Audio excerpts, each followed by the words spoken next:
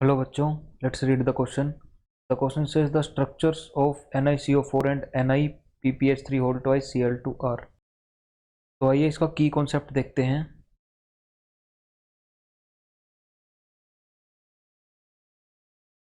तो हमारे पास इसका की कॉन्सेप्ट होगा structure and hybridization. Structure and hybridisation.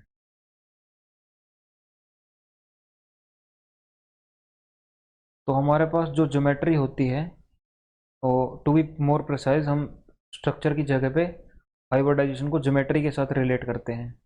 लेकिन क्योंकि हमारे पास यहाँ पे सेंट्रल मेटल एटम के पास लोन पेयर नहीं है, तो हमारा जो स्ट्रक्चर और ज्योमेट्री होगी वो सिमिलर ही होगी यहाँ पे. तो हमारे पास अगर हाइब्रिडाइजेशन sp3 है तो हमारी, सॉरी, हाँ, अगर हाइब्रिडाइजेशन sp3 है तो ज्योमेट्री या स्ट्रक्चर हमारा टेट्राहेड्रल होगा. और अगर dsp2 है तो स्क्वायर प्लेनर होगा. और अगर d2sp3 है तो ऑक्टाहेड्रल होगा. ओके. तो अभी देखते हैं हमारे पास जो हमारा NiCO3 NiCO4 दिया गया है और ये दिया गया है NiPPH3 ऑल्टो Cl2. इनमें सबसे पहले हमारे पास इनका ऑर्बिटल डायग्राम देखते हैं. जो हमारे पास NiCO होल 4 है, इसमें हमारे निकल की ऑक्सीडेशन स्टेट 0 है, क्योंकि हमारा कार्बोनिल के ऊपर कोई चार्ज नहीं होता और हमारा ओवरऑल मॉलिक्यूल न्यूट्रल है. तो इसका मतलब जो हमारा निकल है वो जीरो ऑक्सीडेशन स्टेट में है. तो जीरो ऑक्सीडेशन स्टेट में इसके पास 28 इलेक्ट्रॉन्स होंगे. हम इसके 3D और 4s के और 4p के इलेक्ट्रॉन देखते हैं. ओके.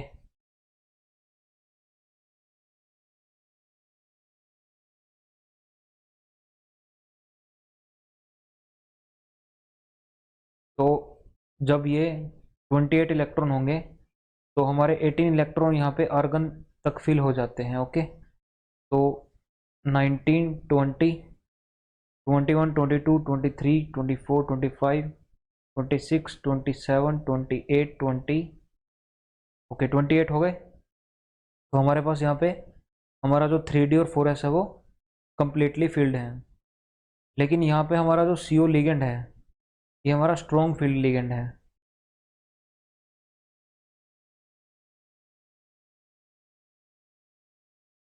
ओके. तो ये हमारा इलेक्ट्रॉन पेयर करवा देगा यहाँ पे. जो 4s के इलेक्ट्रॉन है वो यहाँ पे और 3D के पेयर अप करवा देगा. तो 3D का एक ऑर्बिटल हमारे पास खाली बच जाएगा, उसके अंदर हमारे 4s के ऑर्बिटल शिफ्ट, इलेक्ट्रॉन शिफ्ट हो जाएंगे कुछ इस तरह से. और जो हमारा 4s और 4p है वो हमारे पास खाली बच जाएंगे. यानी 1, 2, 3, 4, 5, 6, 7, 8. और जो ये हमारे 4s के दो इलेक्ट्रॉन थे ये यहाँ पे शिफ्ट हो जाएंगे. और हमारा यहाँ पे CO बॉन्डिंग कर सकता है इन चार ऑर्बिटल्स में.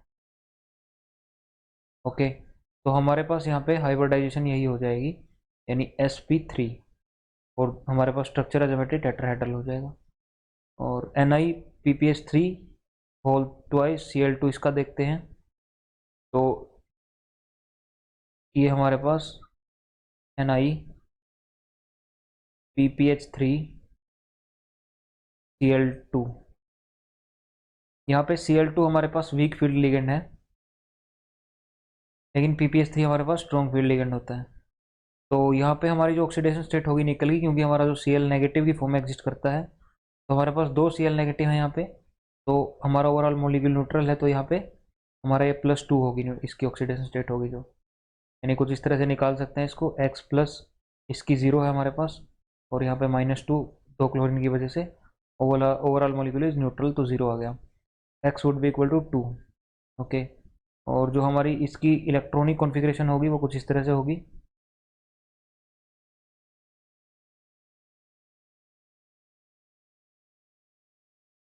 और इसके अंदर क्योंकि हमारे पास दो इलेक्ट्रॉन कम हैं यहाँ पे, तो वो वाले हमारे 4s से निकलेंगे, यानी इसकी जो इलेक्ट्रॉनिक कॉन्फ़िगरेशन होगी वो 4s0, जो हमारी आयन की होगी Na2+ की, एंड 3D8। ओके, तो यहाँ पे हमारे पास 1 2 3 4 5 6 7 8। तो हमारे पास यहाँ पे इनकी पेयरिंग नहीं होगी, लेकिन फिर भी हमारे पास यहाँ पे एक S बचा हुआ है और 3 P बचे हुए हैं। अगेन इसकी हाइब्रिडाइजेशन sp3 हो जाएगी और जो ज्योमेट्री होगी वो टेट्राहेड्रल हो जाएगी। तो हमारी दोनों की ही ज्योमेट्री क्या होगी? Tetrahedral. Okay, so option C would be the most appropriate option to this question. Hope you understand it well. Best of luck.